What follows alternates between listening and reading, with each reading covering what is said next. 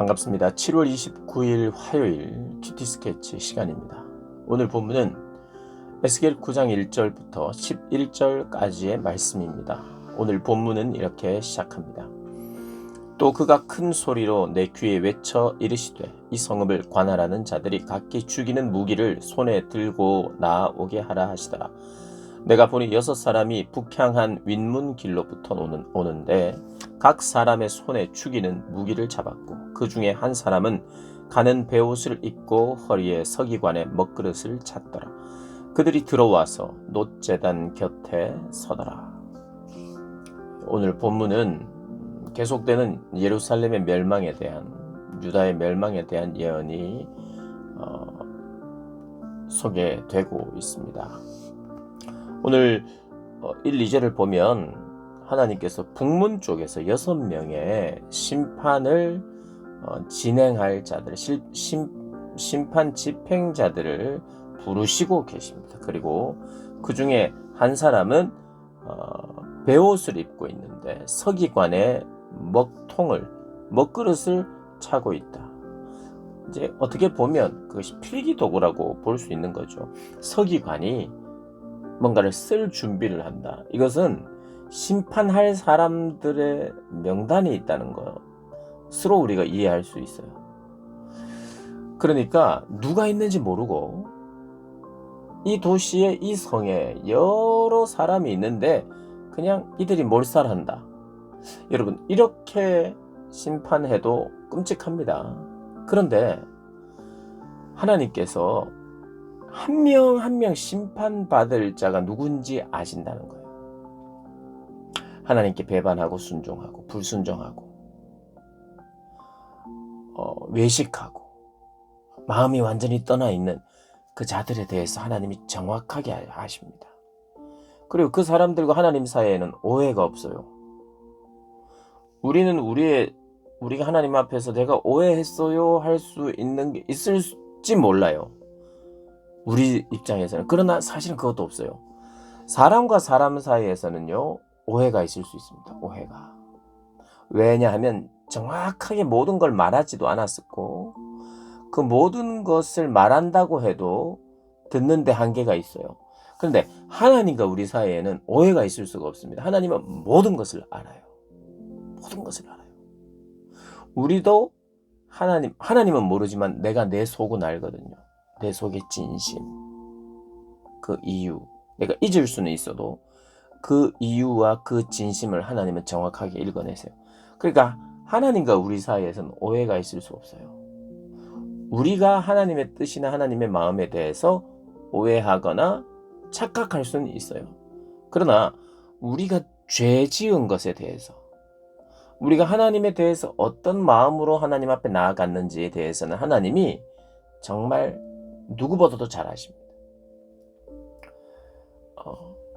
그래서 하나님은 정확하게 이름도 알고 행위도 알고 동기도 알고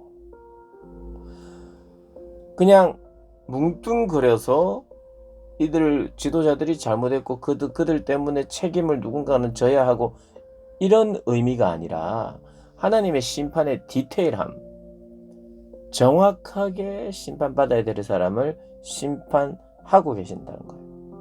근데 이들 중에는 이 3, 4절을 보면요, 슬퍼하는 사람들이 있어요. 탄식하는 사람들.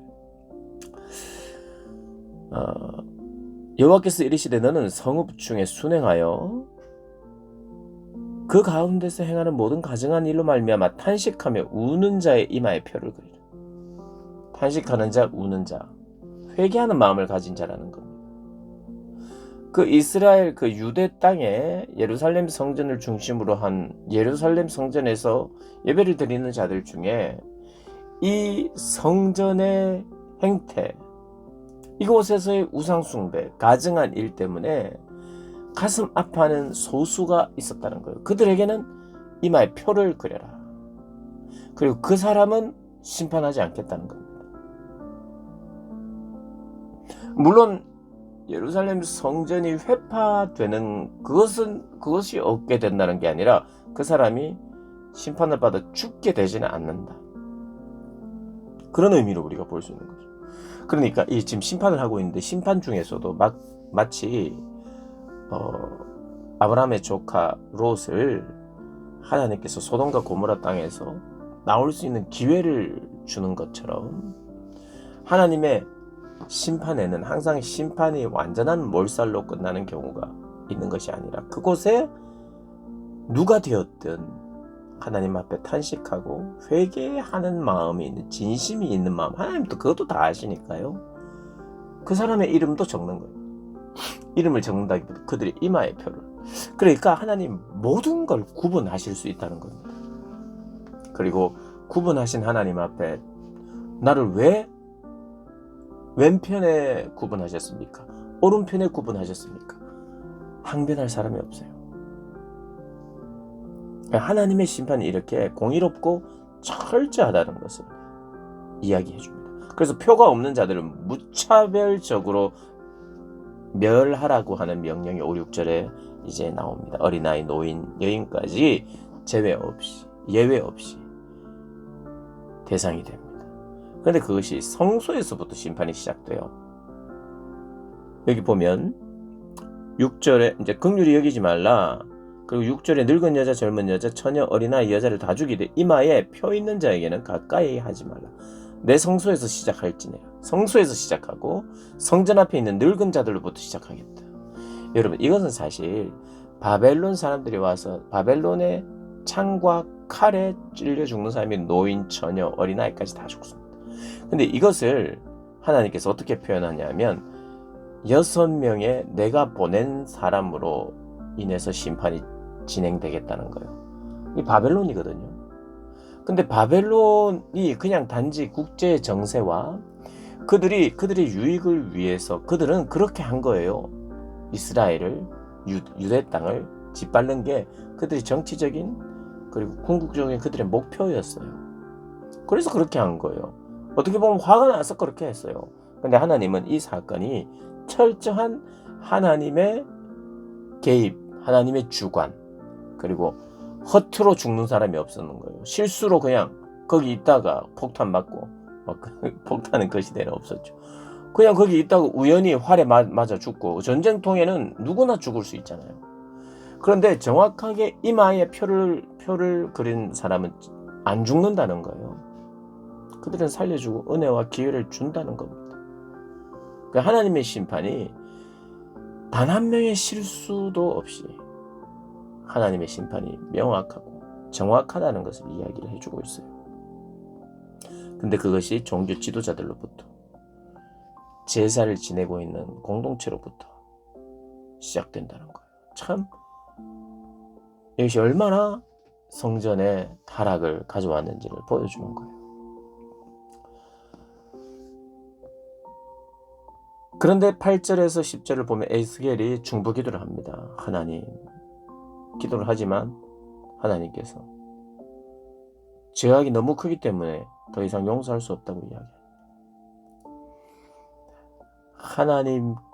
하나님 앞에서 그들이 탄식하며 회개하는 사람에게는 이마에 표를 그리고 그들은 살리고, 모든 사람을 멸하게 하실 때 에스겔이 기도하지만 이스라엘의 너무 큰 죄 때문에 그들을 더 이상 용서할 수 없다고 이야기를 하면서 11절에 보면 배옷 입은 자가 하나님의 명령대로 완수했다고 보고하는 내용으로 이제 오늘 마쳐집니다. 오늘 본문의 가장 중요한 핵심은 심판이 이렇게 내려졌어요. 하나님이 계속해서 심판이 있을 거라고 이야기하는 이것이 우리에게 소망이 될 수 있는가? 소망이 될 수 있다. 어떤 소망이냐?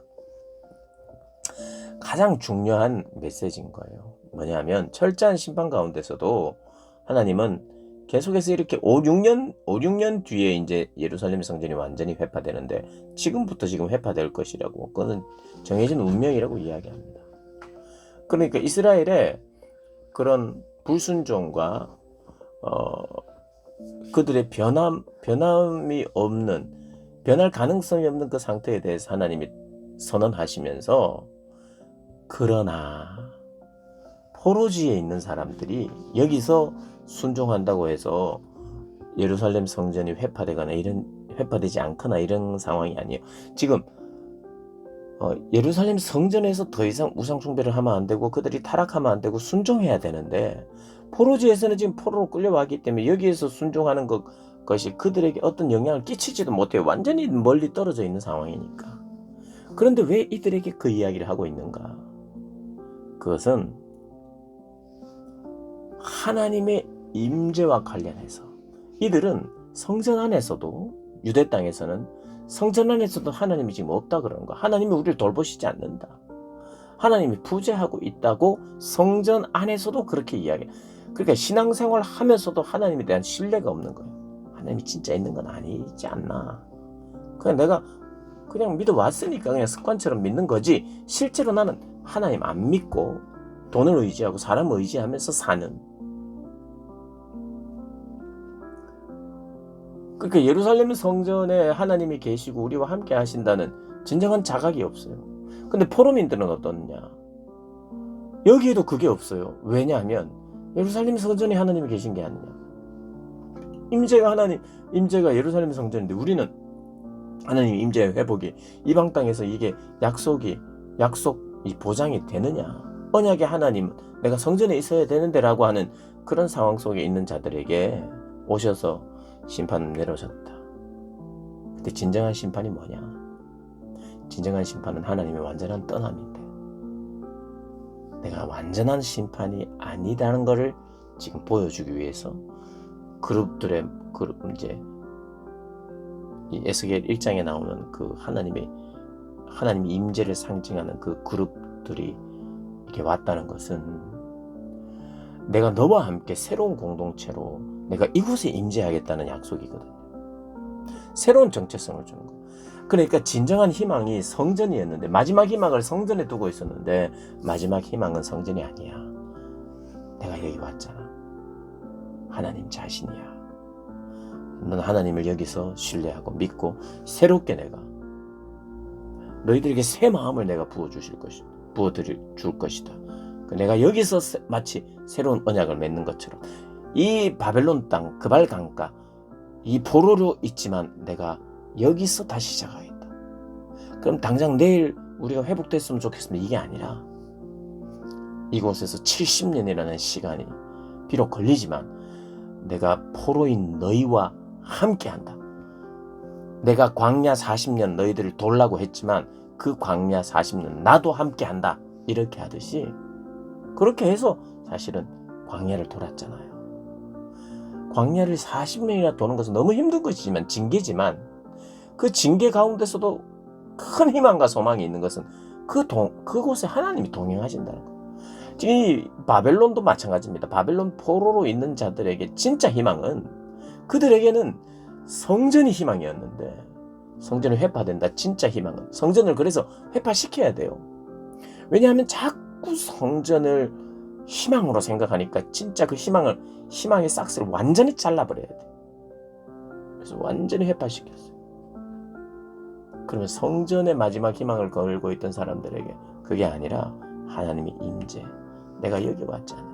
내 말에 너희들이 모든 것을 걸고 순종해라. 그래서 성전과 제사 중심의 신앙에서 하나님의 임재, 하나님의 말씀, 하나님의 약속, 그리고 순종의 신앙으로 이렇게 전환되는 거예요. 그래서 이 에스겔의 예언은요, 포로민들에게 이 일이 왜 벌어졌는지, 우리가 왜 망했는지, 그리고 성전이 왜 회파됐는지를 철저하게 자세하게 설명하면서, 그런데 이곳에 하나님이 오셔서 하나님이 약속하고 계시고 새로운 언약의 공동체로 회개와 순종을 통해 맺어진 새로운 언약의 공동체가 여기서 가능하다는 것을 이야기하고 있는 거예요. 그러니까 이 포로민들에게 진짜 희망이 하나님밖에 없는 거죠. 그리고 하나님이 되어야 돼요. 유일하게 하나님이 그들의 소망이 되도록. 예전에는 성전이 그들의 희망이었고 소망이었어요. 성전이 무슨 희망이며 소망이겠습니까?